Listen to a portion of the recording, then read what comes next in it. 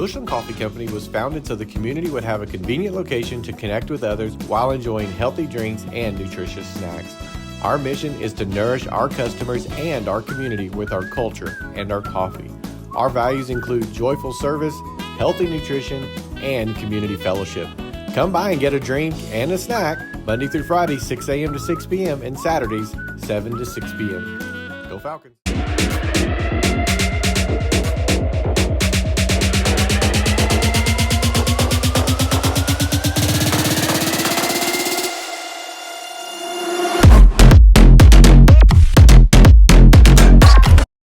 This is Chris Welch with Mark Boyette, and we're here with Coach Reynolds for week 2 of the Coaches Show. So, Coach, last week went pretty good.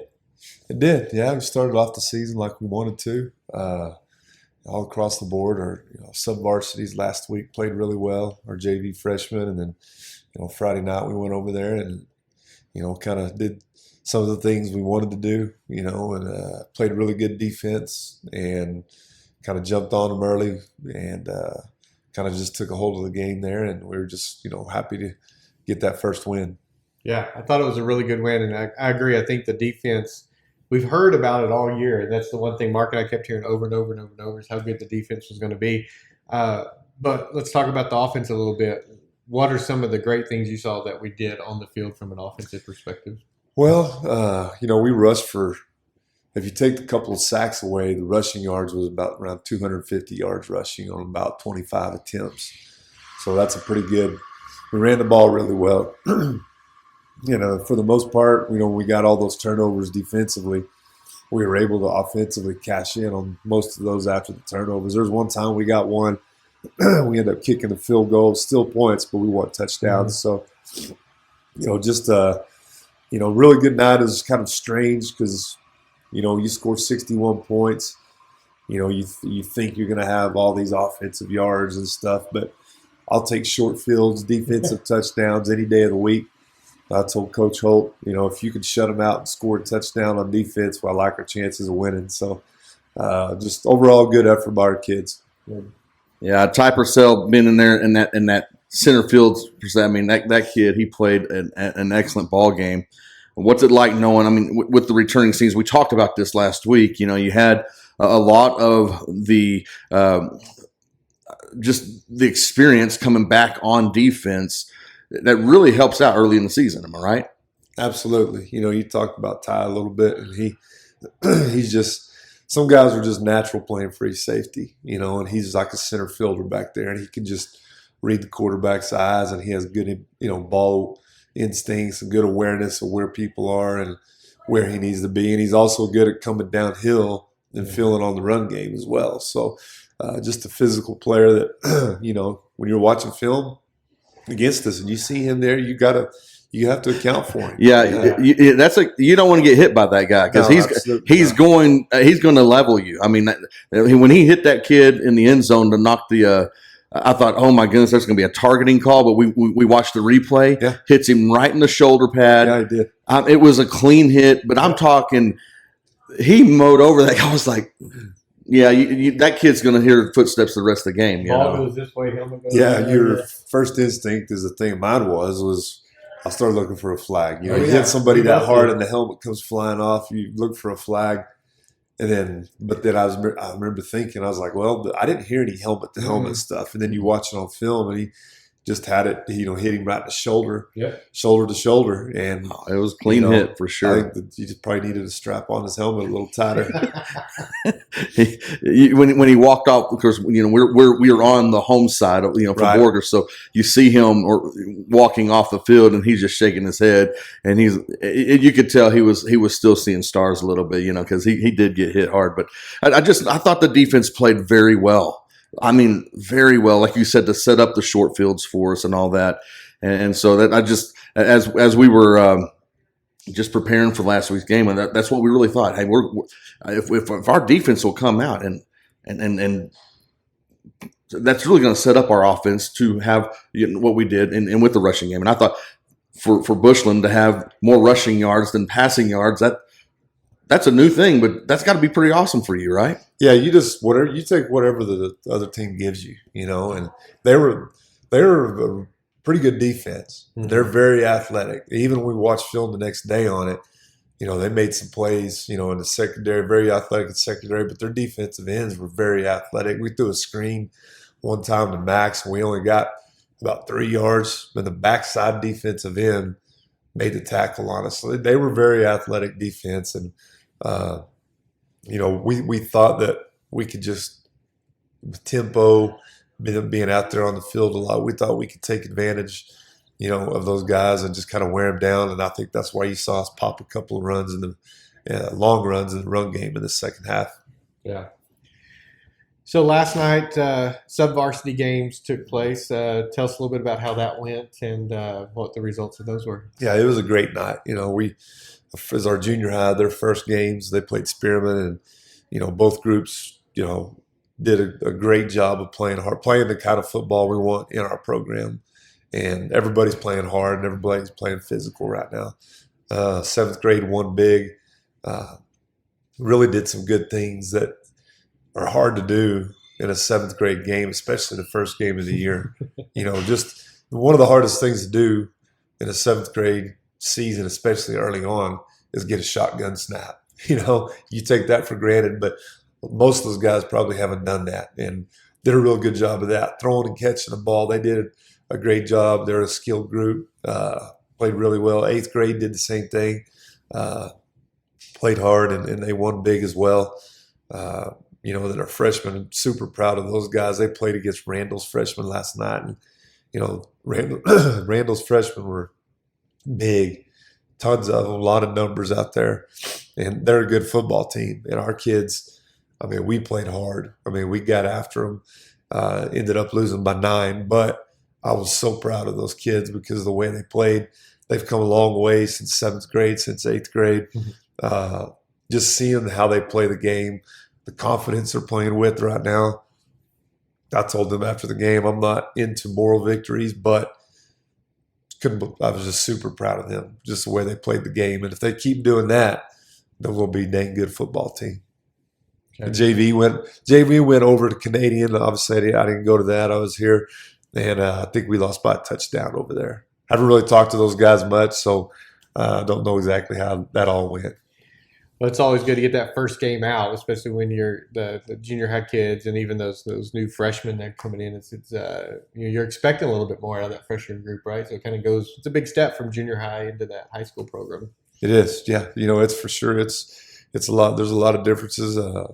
It's different because of junior high you have some B teams, and then you get the freshmen. We don't have B teams. Everybody's on one team, so it's go time for everybody. And like I said, we're stepping up, playing some different competition this year as well. It's just going to make those guys better if they play like that. So we've got Canadian tonight at 7 o'clock at home this week. Kind of a big game. Canadian's always a big game on our calendar. I know there's a group called Sideline to Sideline. I'll let you know they're going to be here. They're out of North Texas area. They're going to come up and watch the game. They were actually at last year's game as well. So they're going to come up and see the guys play. So it's kind of a big game across the 3A sector, especially for Region 1. Yeah. When you look up here, and I know we're different sizes, but if you look at Region 1, Bushland and Canadian for 1 and 2 get looked at as kind of those premier teams. So as you look at Canadian, they had a really close game last week with Elk City. What are some things you're looking for as this game gets underway tonight? Well, like you said, it's always – this will be I've been here 13 years. We haven't played Canadian quite every year, but I bet in those 13 years we've probably played them 9 or 10 times, I'm guessing. And there's been a lot of good games with those guys, and they're good every year. There's not a down year for those guys, and that's just kind of what they've built in their program there and their culture is that's the expectation. And their kids, you see it every year. You can't ever think that Canadian's going to have a down year because it just doesn't happen. And their kids play hard, and they know the expectation. They know their offense. They know their defense. They've had the same coaching staff for the most part, all kind of there in place for a long time. And, I feel like I'm pretty good friends with those guys and have a lot of respect for them. And they do as good a job as anybody in the state, and that's what, I like playing Canadian because, like you said, it's a fun game for the Panhandle area. There'll be some people from town come out here to the game. Other people, like you were talking about, those reporters will be at the game as well. I think our kids love this game. Their kids love this game. I think the communities love the game. It's kind of what you do it for. You know what I mean? It'll be a great Texas high school football game. And we're just, we want to go out there and play hard and represent our community and our school the right way.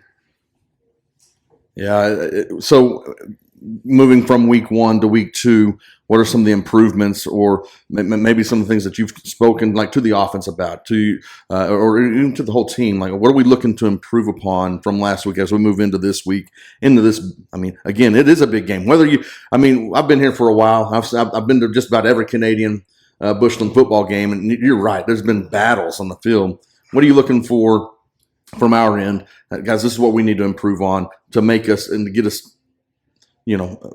really to that next level where you're wanting us to go for this season. Well, I think defensively we got to keep doing the things that we're doing well, playing fast, playing aggressive, tackling pretty well, creating turnovers, creating tackles for losses, sacks. But what we probably need to work on from last week, and especially going into this week, is limit big plays. Both their touchdowns last week were big plays. A big screen play, quarterback got loose, long run. Canadians always been a big play team. They can do it. They're going to find matchups. They're going to find formations. They're going to, if they create a turnover, kind of like we are, they're going to go for the jugular, after that. So we've got to do a better job of stopping big plays and making teams drive the ball over and over and snap it again. And, like I said, if we can do that, I like our chances. Offensively, I thought we ran the ball well last week. It's time to start taking some of the training wheels off, in the passing game. And we just, like I said, we only snapped, not counting penalties last week. I think we had 39 offensive plays, 25 rushes and 14, I think, passes. It's just kind of a weird game. We didn't really have to throw it much. We were running the ball well, where we got the ball, all that stuff. We had some of the passes were big ones, the reverse pass from Tripp, to Max. And then right after a turnover, we went out, scored in one play, throwing the pass to Cade Schneider. So we just got, we feel like we're going to have to throw the ball some to win this game. They're a defense that they're going to do what they can to stop the run, and we're definitely going to run the ball. But we have to start week to week, with new receivers, new quarterbacks and everything. We're going to have to start taking the training wheels off a little bit and kind of putting the full, arsenal out there. So they've kind of retooled a little bit from a losing people perspective. They had some key players the last couple of years, but they've still got their really good linebacker. And I think, does he play tight end? He plays tight end. Yeah. Or he plays H, say like in our offense, H, but he's in tight end spot a lot too. So he's definitely going to be a spotlight for them, and I'm going to assume a target from our perspective as well. So how important is it, and you kind of spoke to it a little bit, but how important is it that we establish that run presence tonight? Absolutely. I always feel like that. That's kind of an old, football saying about stopping the run, and you definitely want to stop because you want to try to make people one-dimensional, take away something, take away what they do best.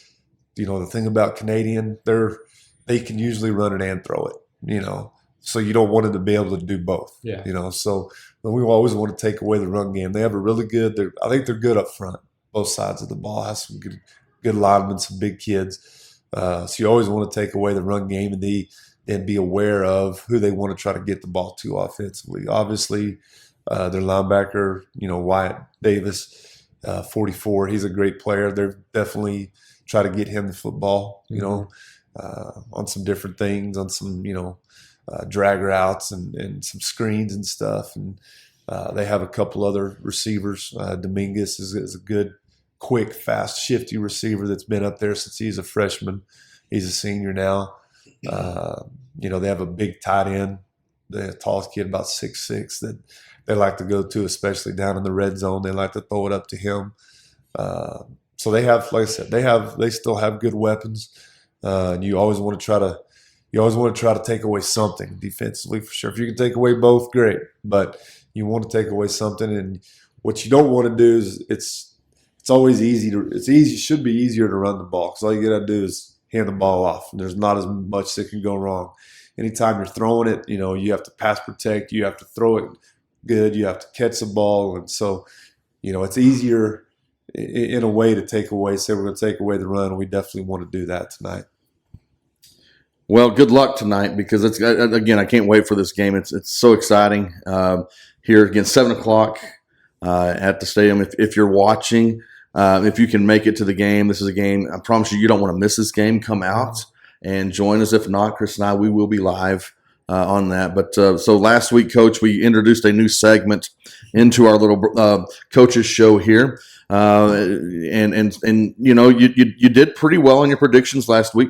Florida State went 0-2. Can you believe that? Yeah, they look terrible. They look terrible, man. But your Georgia Bulldog pick looks pretty strong. I mean, those guys look in postseason form. So, but this week, we'll shift and focus on the pros a little bit. All right. Opening night last night with the Chiefs and the Ravens. You didn't mention the A&M game. We're not talking I was trying. Okay, since you brought that up, I was trying to save Chris from doing this, and I'm already. I got excited about this. You can see it's going to the red. You know what I mean? I'll put that way out here. But let's talk about that. Let's break that game down a little bit. Notre Dame going into Kyle Field, and they beat the A&M Aggies, right? So it's a good game. It's a great game. Yeah, it's a great game. If you like defensive game, it was a great game Right. to watch. Now, I'm not going to give you too much trouble because my team escaped by 1 point. Can you tell me how Tech allowed Abilene Christian to score 51? And they threw for like 500 yards. Oh, yeah. Yeah, It was crazy. they picked them apart pretty good. It was Abilene kind of Christian frustrating. out-threw Tech. Yeah. That's And they had about 8 ex-Tech players on that team. oh really? Yeah, the quarterback, he was the quarterback at Tech. Oh, that's right. Two of the receivers, 2 tight ends, a defensive back. The running back wasn't at Tech, but I think he's from Lubbock maybe. So they had a lot of inspiration to go win that game, and they played well. I'll give them credit. They played well, and I don't know. It was when they went for 2 at the end. I thought they had stopped them all night, Right. but we'll take it. All right. Well, we'll get off the college ranks now. Save Chris. I couldn't believe it. I knew Chris was like, oh, he went directly to social media after the game, and my heart was hurting for him on that. But all right, so now let's focus in on the pros this week. Last week you told us that the Georgia Bulldogs will be the NCAA champion this year, and so again they look really good. What about the pros? I mean, who do you see coming out of the AFC to represent the AFC this year for the NFL in the Super Bowl? Well, I think kind of like I talked about last week. If you look at history, it was against the Georgia last year. It wasn't going to happen. But now the Chiefs have won 2 in a row, correct? They won 2 in a row. They're trying to three-peat for the first time in NFL history. Yeah. So obviously history says probably not going to happen for you. Yeah. Yeah. I think they have a good team. Anytime you have, I think Andy Reid, Mahomes leading that deal, they just know how to win. The fact that they won it last year and not having a ton of talent offensively, goes to show you just what, expecting and believing, can do, and having that guy, the coach and the quarterback that just figure out a way to win. Doesn't have to be pretty, just figure out a way to win. I don't know. I mean, I think the AFC is pretty tough with Baltimore, Kansas City, Buffalo will probably be good again.